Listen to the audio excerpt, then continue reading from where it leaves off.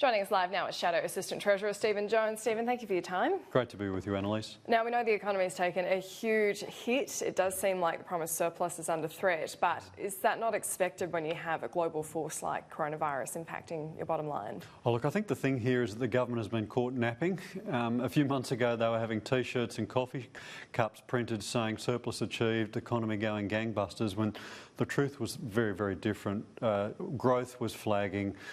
Wages were low, company profits, business investment, all of it was showing signs of a lot of weakness, and the government was basically too stubborn or too blind to see what was going on.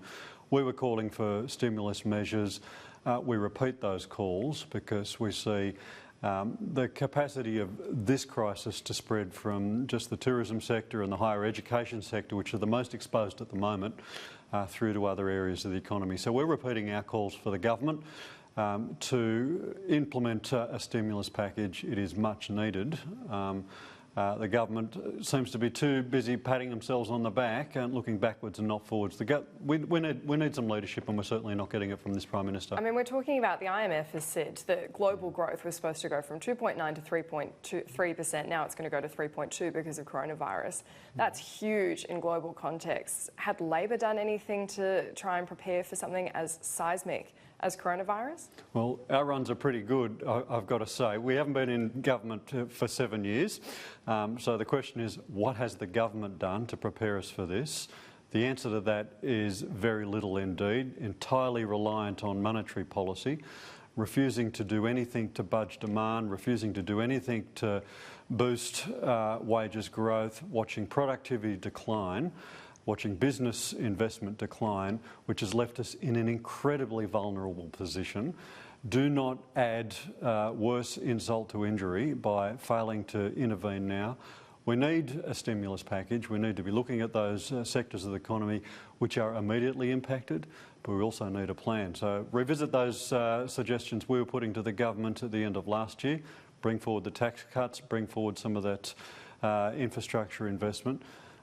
I'd add on top of that, how about delivering on some of the things that you'd promised to those bushfire affected regions? Because when I'm talking to businesses in those regions, not 1 cent of the money promised is flowing into those areas at the moment. That's a huge problem. What specifically are people in bushfire regions saying that they were promised and hasn't been delivered? The business assistance grants, not $1 has flowed through to those areas yet. So what they're saying is the government's big on the promise, but we're not seeing that assistance flow through to people on the ground. What they need is cash in their tills and cash in their wallets right now, and they're not getting it. When you reference that the coalition's been in government for 7 years and so the onus is on them, if we look back just before those 7 years, that's the last time we had something this drastic affect our economy, the global financial crisis, and Labor was able to draw on a significant surplus to get through that particular incident, and so wouldn't the prudent thing to be building up a surplus again as much as you can so you can deal with these issues? Sure.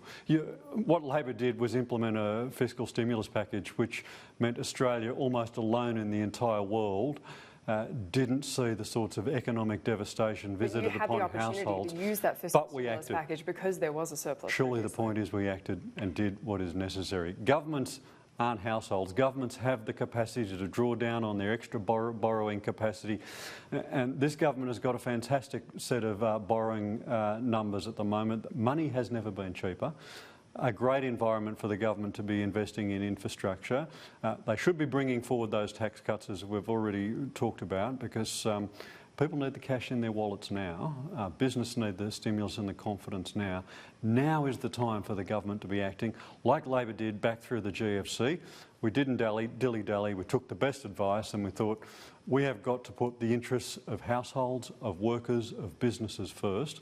What businesses and workers are crying out for now is some leadership from the government and a sign that the government is going to put their interests first, the interests of businesses, small businesses, workers, households, ahead of its own political interests. Let's forget the marketing, the spin, let's get down to a real plan, and they're not seeing that from the government at the moment. Well, if we look at the two major industries that have been impacted by coronavirus, it's mainly, it is mainly really higher education and resources. What specifically... I'd add tourism to that as well. Actually, that's a fair point. So what specifically could the government do, though, to stimulate those regions? I mean, those particular industries, you need students to stimulate higher education, you need tourists to stimulate tourism, and it's just something that they don't really have a lot of control over right now. Look, I think there'll be two sorts of impacts. In higher education, if all we're doing is shifting when the students are arriving, when they're paying for their courses, when they're spending their money in Australia, that's more likely than not just going to shift it into the later quarters of this year. What universities need is assistance with their cash flow. So government has at its disposal tools to assist the university sector, the higher education sector with its cash flow, most likely to be quite contained throughout the course of this year. Tourism is going to be very, very different indeed, because it's not as if people who are planning on having their holiday in Cairns or in outback New South Wales in April, May, June of this year are going to say, well, I won't do it in April, May, June or this year, I'll do it in August or September. They're most likely not to come. And that is a permanent hit to jobs in those regional areas, to those tourism businesses who are already doing it tough. So a very different sort of assistance is going to be needed in those areas, particularly if they're already reeling from bushfire or flood impacts or cyclonic events as well. So very, very different sorts of interventions, one temporary, one more permanent. What we need is the government acting on both of those and sending a clear signal to business. We've got this, guys. We've got this. We've got a plan to put in place. What we're getting at the moment is from the Prime Minister and the Treasurer is the exact opposite. Nothing to see here. If there is an intervention, we'll leave it to the Reserve Bank and they can cut interest rates again. And what we've seen over the last 4 years is that's simply not working. Well, we've got GDP figures out next week as well, so we'll be keeping a close eye on that too. Stephen Jones, thank you for your time. Always good to be with you.